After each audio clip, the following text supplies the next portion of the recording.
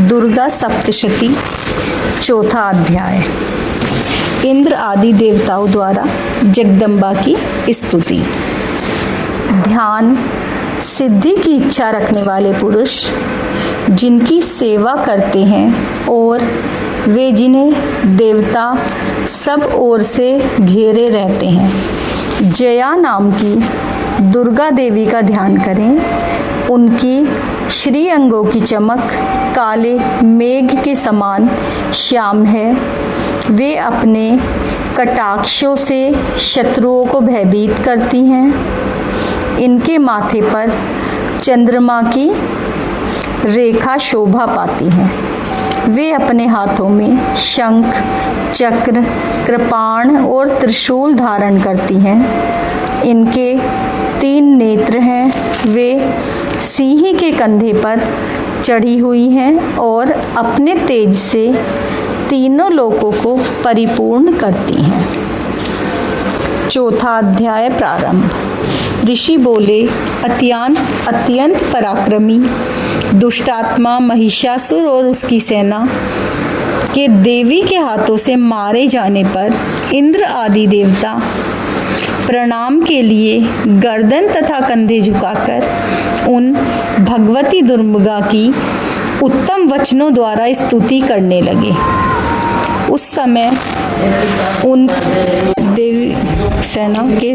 देवी के हाथ से मारे जाने पर इंद्र आदि देवता प्रणाम करने के लिए गर्दन तथा कंधे झुकाकर उन भगवती देवी की उत्तम वचनों द्वारा स्तुति करने लगे। इस समय उनके अंगों में अत्यंत हर्ष के कारण रोमांच हो आया था। देवता बोले, संपूर्ण देवताओं की शक्ति का समुदाय ही जिनका स्वरूप है और जो देवी शक्ति से संपूर्ण जगत में व्याप्त हैं, समस्त देवताओं और महर्षियों के पूजनीय और जगदम्बा को हम भक्तिपूर्वक नमस्कार करते हैं। वे हम लोगों का कल्याण करें। इसके अनुपम प्रभाव और शक्ति का वर्णन करने की भगवान शेषनाग, ब्रह्मा जी और महादेव जी की भी समर्थ नहीं रखते। वे भगवती चंडिका संपूर्ण जगत का पालन और अशुभ का नाश करने का विचार करें। जो पुण्यात्माओं के घरों में संवेही लक्ष्मी रूप में, पापियों के घर यहाँ दरिद्रता के रूप में, विशुद्ध अंतःकरण के पुरुषों के हृदय में लज्जा रूप में निवास करती हैं, उन आप भगवती दुर्गा को हम नमस्कार करते हैं। देवी विश्व का पालन कीजिए। देवी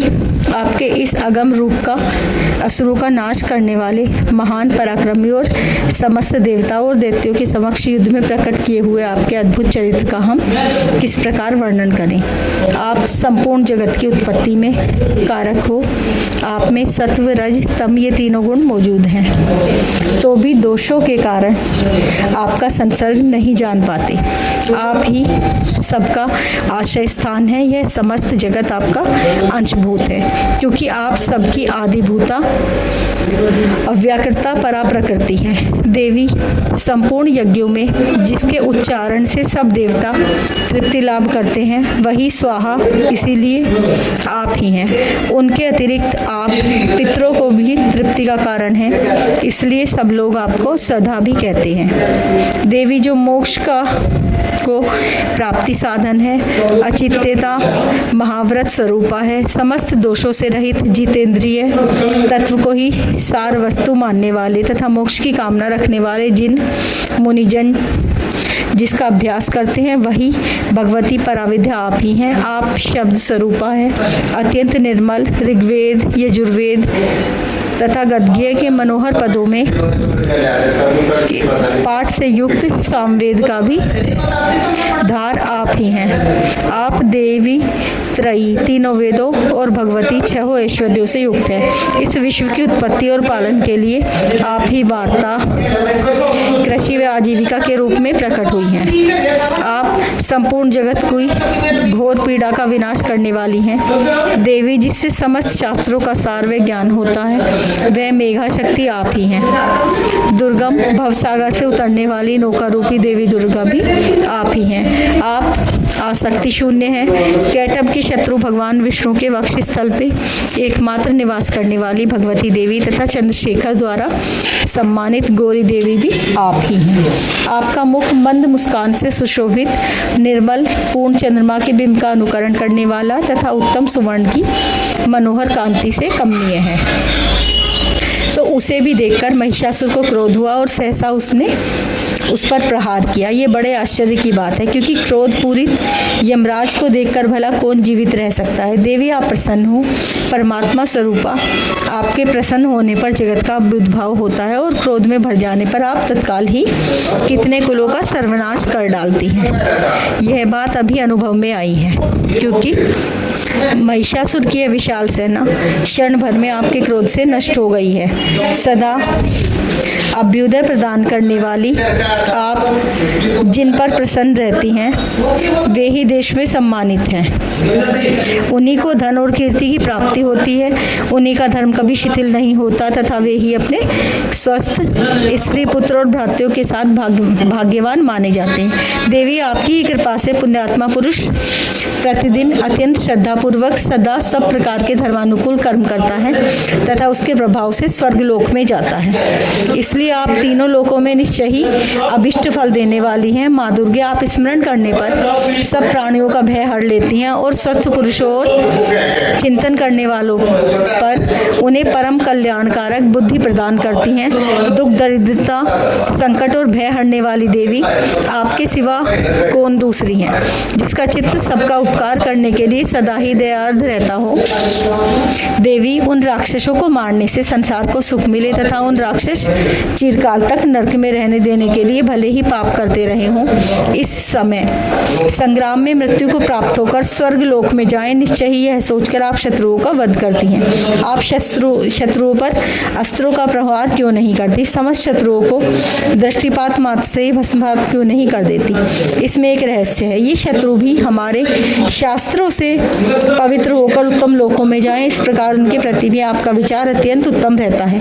खड़ग के तेजपुंज से भयंकर दीप्ति से आप तथा आपके त्रिशूल के अग्रभाग की घनीभूत प्रभा से चुंदियाकर जो असुरों की आंखें फूट नहीं गई, उसका कारण यही था कि वे मनोवन रश्मियों से युक्त चंद्रमा के समान आनंददायक आपके इस सुंदर मुख का दर्शन कर रहे थे। देवी आपका शील दुराचारियों के बुरे बर्ताव को दूर करने वाला है।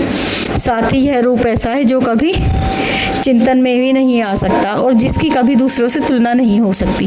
आपका बल और पराक्रम तो उन असुरों का भी नाश करने वाला है जो कभी देवताओं के पराक्रम को भी नष्ट कर चुके थे। इस प्रकार आपके शत्रुओं पर भी आपकी दया ही प्रकट होती है। वरदायिनी देवी आपके इस पराक्रम की किसके साथ तुलना हो सकती है तथा शत्रुओं को त्रस्त करने वाला और अत्यंत मनोहर ऐसा रूप भी आपके सिवा और कहाँ है? हृदय में कृपा और युद्ध में निष्ठुरता, ये दोनों बातें तीनों लोकों के भीतर केवल आप ही में देखी गई हैं। हे माता, आप शत्रुओं का नाश करके त्रिलोकी की रक्षा की है, उन शत्रुओं को भी रणस्थली में मारकर स्वर्गलोक में पहुँचाया है। उत्तम दैत्यों से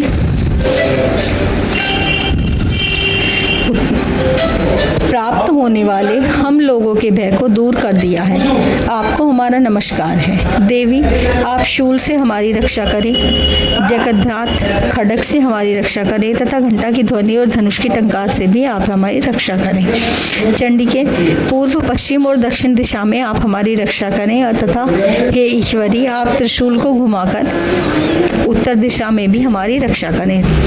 तीनों लोकों में आपके जो भी परम सुंदर व अत्यंत भयंकर रूप विचरते रहते हैं, उनके द्वारा भी आप हमारी तथा इस पृथ्वी की रक्षा करें। अंबिके आपके कर कमलों में शोभा पाने वाले खड्ग, शूल और गदा आदि जो जो अस्त्र हैं, उन सब के द्वारा आप सब ओर से हम लोगों की रक्षा करें। ऋषि बोले, इस प्रकार देवताओं ने जगदम्बा दुर्गा की स्तुति की और नंदन वन में के दिव्य पुष्प तथा गंध चंदन आदि के द्वारा उनका पूजन किया। फिर सबने मिलकर इस भक्तिपूर्वक दिव्य धूपों की सुगंध निवेदन की। तब देवी ने प्रसन्न वदन होकर प्रणाम करते हुए सब देवताओं से कहा। देवी बोली, देवताओं तुम सब लोग मुझसे जिस बात की कामना करते हो उसे मांगो। देवता बोले, भगवती ने हमारी सब इच्छा पूर्ण कर दी है, अब कुछ भी बाकी नहीं है, क्योंकि हमारा यह शत्रु महिषासुर मारा गया। महेश्वरी, इतने पर भी आप हमें और वर देना चाहती हैं, तो जब जब हम आपका स्मरण करें तब तब दर्शन देकर आप हम लोगों के महान संकट निवारण कर दिया करें तथा प्रफुल्ल वदन अंबिके, जो मनुष्य इन स्त्रोतों द्वारा आपकी स्तुति करे उसे धन संपत्ति ऐश्वर्य देने के साथ ही उसकी धन और स्त्री आदि संपत्ति को भी बढ़ाने के लिए आप सदा ही प्रसन्न रहें। ऋषि कहते हैं, हे राजन, देवताओं ने जब अपने तथा जगत के कल्याण के लिए भद्रकाली को इस प्रकार प्रसन्न किया तो वे तथास्तु कहकर वहीं अंतर्ध्यान हो गई। हे भूपाल, इस प्रकार पूर्व काल में तीनों लोकों का हित चाहने वाली देवी जिस प्रकार देवताओं के शरीरों से प्रकट हुई, वह सब कथा मैंने कह सुनाई। अब पुनः देवताओं का उपकार करने वाली वे देवी असुरों तथा शुंभ निशुंभ का हनन करने वे सब लोगों की रक्षा करने के लिए गौरी देवी के शरीर से जिस प्रकार प्रकट हुई थी, वह सब कथा मेरे मुख से सुनो। मैं उसका वर्णन तुम्हें सुनाता हूँ। चौथा अध्याय समाप्त। कल वापस मिलते हैं 5वें अध्याय के साथ। अगर आपको अच्छा लगा तो लाइक, शेयर एंड सब्सक्राइब करें। जय माता दी।